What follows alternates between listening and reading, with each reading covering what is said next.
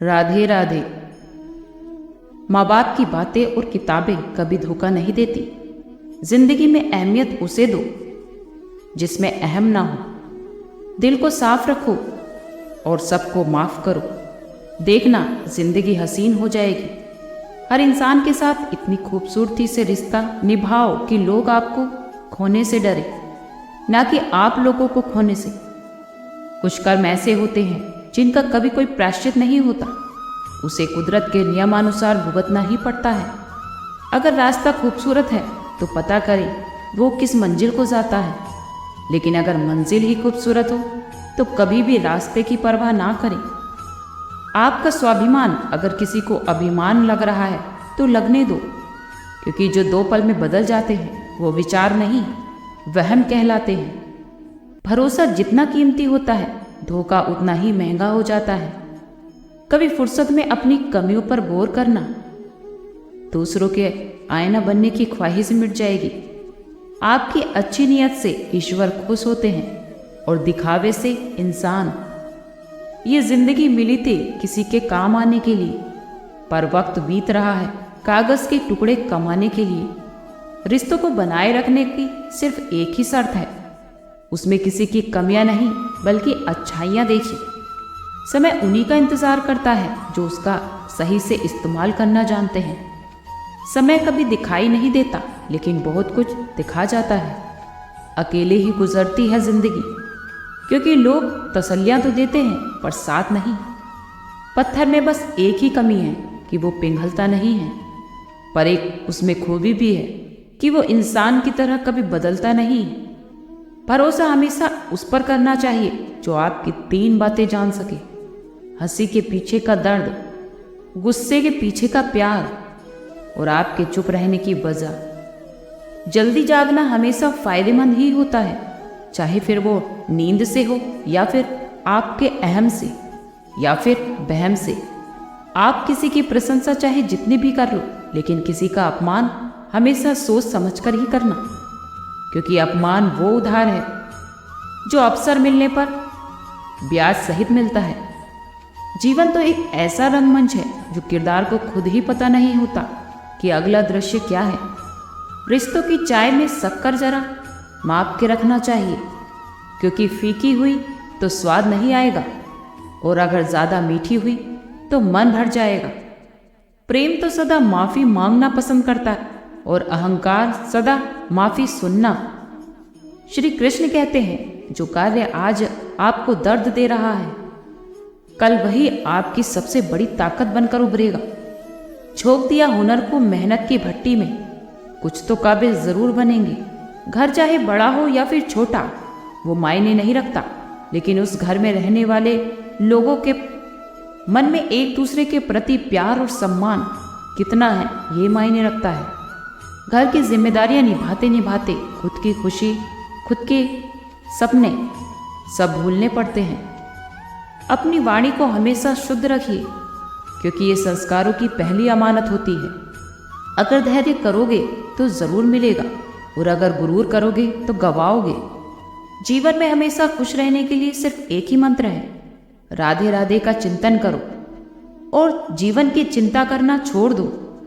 व्यक्ति का नजरिया और बात करने का तरीका बता देता है कि उसे संस्कार कैसे मिले हैं। आप कपड़े तो ब्रांडेड खरीद सकते हैं, लेकिन संस्कार किसी दुकान में नहीं मिलते। वक्त और प्यार जिंदगी में हमेशा खास होते हैं। वक्त किसी का नहीं होता और प्यार हर किसी से नहीं होता। कहने को तो बहुत सी बातें होती हैं, पर असली सुकून तो चुप रहने से ही मिलता है।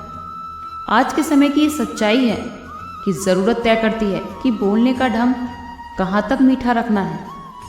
जब आपको पीड़ा और कष्टकारी बोली दोनों सहन होने लगे, तो समझ लेना कि इंसान समझदार हो गया है। ये एक कड़वा सत्य है कि किसी व्यक्ति को अगर आप ज़्यादा सुधारना चाहोगे तो वो आपका दुश्मन बन जाएगा। ये ज़िंदगी बहुत छोटी होती है, इसे हमेशा हंसकर जियो, क्योंकि लौट कर तो सिर्फ यादें आती हैं, वक्त नहीं। जिन लोगों को खुद पर भरोसा होता है, वो अक्सर दूसरों के हाथ के नीचे इतराया नहीं करते। पैरों में लगने वाली चोट हमें हमेशा संभल कर चलना सिखाती है, वही मन पर लगने वाली चोटें हमें संभल कर जीना सिखाती है। एक बार की बात है, एक गांव में एक जमींदार था। उसके पास बहुत सारा धन था। 200 बीघा खेत, अनेक गाय, 10-12 बगीचे और एक बड़ा सा तालाब था। उसका घर हमेशा अनाज से भरा रहता था। बर्तन भर भर के दूध दही घी रहता था। 100 टोकरी रोज बगी से फल आते थे। तालाब में अनगिनत मछलियां थी। जमींदार के चारों तरफ से ही धन आता था। बगल के गांव के लोग भी उससे अनाज, फल, मछलियां लेने आते थे। उसे जीवन में किसी भी चीज की कमी नहीं थी। उसका जीवन तो एकदम आराम से चल रहा था। जमींदार का एक बेटा भी था, राम प्रसाद। जमींदार के मरने के बाद कामकाज का सारा जिम्मा राम प्रसाद पर आ गया। राम प्रसाद को तो घर बैठे ही सारी सुख सुविधा मिल रही थी। वो बहुत खुश था। लेकिन कुछ दिनों बाद धीरे धीरे उसके धन में कमी होने लगी। अन्न भंडार खाली होने लगे। गायों के दूध भी कम हो गए। बागीचे से फल मिलने भी बंद हो गए। तालाब से मछलियां गायब होने लगी। अब यह देखकर रामप्रसाद दुखी और परेशान रहने लगा। धीरे धीरे यह देखकर उसकी तबीयत भी खराब होने लगी। उसकी तबीयत का हाल पूछने के लिए गुरुजी उसके घर आए। तब रामप्रसाद ने उनका बहुत अच्छे से स्वागत किया और उनकी सेवा में कोई कमी नहीं छोड़ी। लेकिन बिना बताए गुरुजी समझ गए थे कि रामप्रसाद ठीक नहीं है। वो अंदर ही अंदर बहुत परेशान है और यही बात है जिसकी वजह से वो बीमार है। लेकिन फिर भी उन्होंने रामप्रसाद से पूछा कि रामप्रसाद क्या हुआ, सब ठीक तो है? मुझे तो तुम बहुत उदास लग रहे हो। तब रामप्रसाद ने कहा कि मैं आपको क्या बताऊं गुरुजी, मुझे कुछ समझ नहीं आ रहा है। मेरे तो सारा धन दौलत खत्म होती जा रही है। यही बात है जिसकी वजह से मैं बीमार हो रहा हूँ। अब आप ही इसका कोई उपाय बताइए जिससे मेरा धन दौलत पहले जैसा हो जाए। तब गुरुजी ने उससे कहा कि तुम चिंता मत करो, एक दिन सब ठीक हो जाएगा, सब कुछ पहले जैसा हो जाएगा। सबसे पहले तो तुम मुझे अपनी दिनचर्या बताओ। तब रामप्रसाद ने बताया, गुरुजी चिंता के कारण रात में नींद नहीं आती, इसलिए देर तक सोता रहता हूँ। फिर स्नान करता हूँ और फिर भोजन और उसके बाद दोपहर में सो जाता हूँ। फिर जब शाम को सोकर उठता हूँ तो अपने मित्रों के साथ वक्त बिताता हूँ। जब रात को बिस्तर पर जाता हूँ तो फिर से वही चिंताएं सताने लगती है, इसलिए मुझे सोते सोते देर हो जाती है। तब गुरुजी ने कहा कि क्या तुम कभी अपने खेतों पर घूमने जाते हो? तब उसने बताया कि नहीं गुरुजी, मैं कभी नहीं जाता, क्योंकि मेरा सारा काम तो मेरे नौकर चाकर देखते हैं। गुरुजी उसकी बात सुनकर समझ गए थे कि अपने कारोबार का ध्यान न रखते हुए इसकी ये बुरी हालत हुई है। तब उन्होंने रामप्रसाद को समझाया और कहा कि मेरे पास एक उपाय है। यदि तुमसे ये काम हो जाएगा तो तुम्हारी धन दौलत दोबारा वापस आ जाएगी। ये बात सुनकर रामप्रसाद ने तुरंत हाँ बोल दिया। तब गुरुजी ने कहा, सप्ताह में स्वर्ग से एक दिन बहुत अद्भुत चिड़िया आती है जो सुबह 4 बजे तुम्हारे बड़े वाले तालाब के किनारे पर बैठती है। वो चिड़िया इतनी सुंदर है कि उसके देखते ही किसी भी इंसान का सारा दुख दूर हो जाता है। वो व्यक्ति सुखी, स्वस्थ और संपन्न हो जाता है। यदि तुम एक बार भी उसका दर्शन कर लोगे तो तुम्हारा सारा दुख दूर हो जाएगा और तुम एक दिन पहले की तरह बिल्कुल स्वस्थ हो जाओगे और तुम्हें धन की भी कभी कमी नहीं होगी। सबसे पहले सुबह उठकर तुम्हें अपने गौशाला, भंडार घर, बगीचों को प्रणाम करते हुए तालाब के पास पहुंचना है। वहां सप्ताह में किसी भी दिन तुम्हें वो स्वर्ग वाली चिड़िया दिखाई दे जाएगी। गुरुजी रामप्रसाद को इतना बोलकर अपने घर वापस चले गए। दूसरे दिन रामप्रसाद सुबह 4 बजे उठकर सबसे पहले अपने अन्न भंडार की तरफ चला गया। वहां उसने देखा उसके नौकर 4 आदमियों के साथ चावल की कुछ बोरियां निकालकर वहां खड़ी बैलगाड़ी पर डाल रहे थे। जब उस नौकर ने रामप्रसाद को देखा तो डर के मारे वो थर-थर कांपने लगा और उससे माफी मांगने लगा। तब रामप्रसाद ने उससे चावल की बोरियां ले ली और उस नौकर को नौकरी से निकाल दिया। फिर वो बगीचे की तरफ गया वहां जाकर देखा तो बगीचे की रखवाली करने वाला अपने पूरे परिवार के साथ टोकरे में फल भरकर अपने घर की ओर ले जा रहा था। पर जब उसने अचानक रामप्रसाद को देखा तो उसके तो होश ही उड़ गए। यह देखकर रामप्रसाद ने उसे भी नौकरी से निकाल दिया। उसके बाद जब वो अपने खेतों पर पहुंचा तो उसने देखा कि गांव के कुछ लोग उसके खेतों से अनाज के गट्ठर बांधकर सिर पर रखकर लेकर जा रहे हैं। जब रामप्रसाद ने उन्हें देखा तो उसने उनसे अपना अनाज का गट्ठर वापस रखवा लिया और उन्हें कड़ी सजा दी। उसके बाद फिर वो तालाब के पास पहुंचा।